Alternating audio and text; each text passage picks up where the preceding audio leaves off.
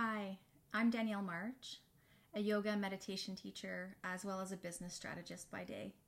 You can find me over at daniellelaporte.com to see what I've been up to.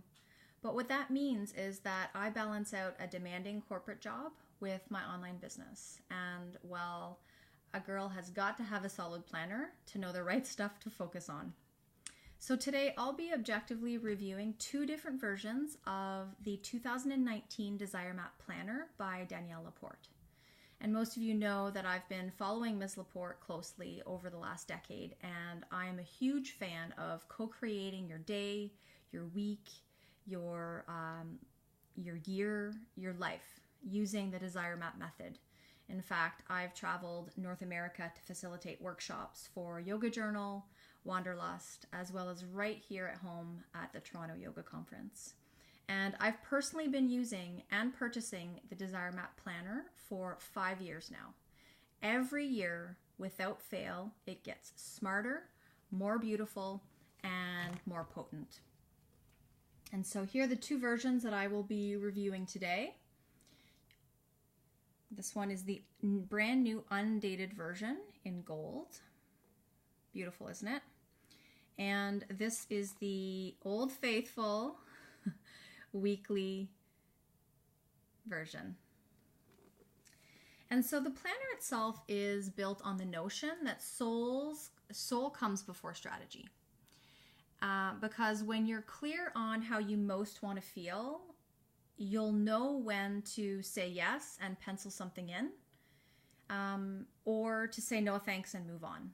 And that every decision, task, list, dollar spent becomes a conscious choice that feels aligned. It could be the difference between your freedom and that sense of obligation that you've been feeling. So I'm about to dive into each of the planners from an aesthetic perspective as well as a function perspective. And at the end of this review, I will let you know which one I choose as my planner for 2019. And so as far as the covers go, both covers obviously are stunning. You know, you've come to expect with this planner the gold embossed writing, the gold links on the side, as well as the elastic band that holds it all together. And so this year, the colors are beautiful and vibrant and fresh. From a size and weight perspective, they're pretty much identical. And so they both fit in my tote bag. They're virtually the same size. The Undated is marginally thinner because it does not have some of the features that the Weekly has. And so the Weekly has a brand new astrology section, which is new for 2019, as well as the year ahead. So you get the full 2019 view as well as the 2020 view. And I love this view personally to track my cycle, to highlight birthdays, to mark trips and other important events or dates. And then finally, the last thing that the Weekly has that the Undated does not is the reflection pages at the end of each month. And so I am a big fan of checking in at the end of the month.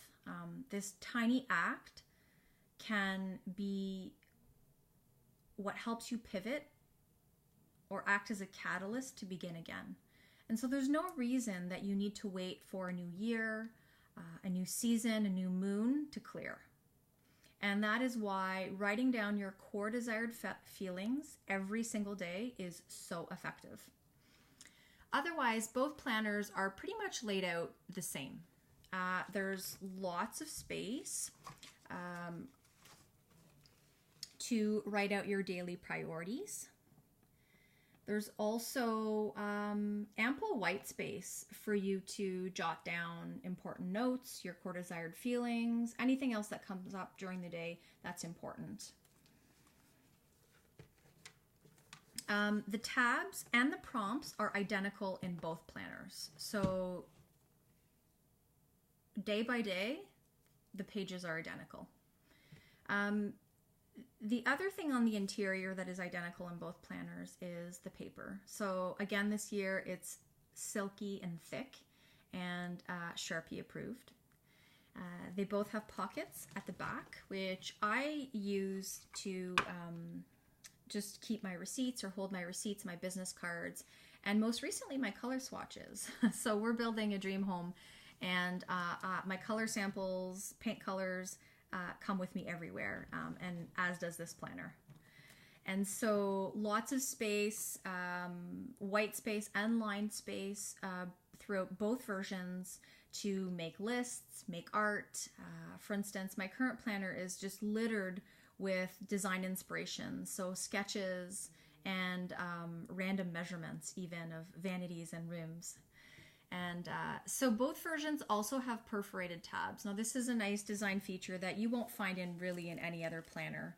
At the corner of each page, what you see is a little word with a perforated tab that you can either keep there for inspiration, to use as a placeholder to see what page you're on when you rip them out. And so I've been ripping mine out for over a year now, the last two planners, and you can see here that I've kept all my little tabs, and quite honestly the way that I've been using these most consistently is just when I feel stuck. I pull one and I either get a good laugh or I get some inspiration or just a spark from the day.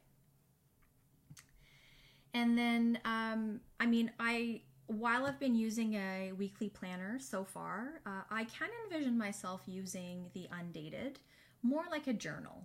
So it feels more fluid to me, take things one day at a time. And what I like about that is that you won't see blank pages to stare at if you miss a day or you miss a week.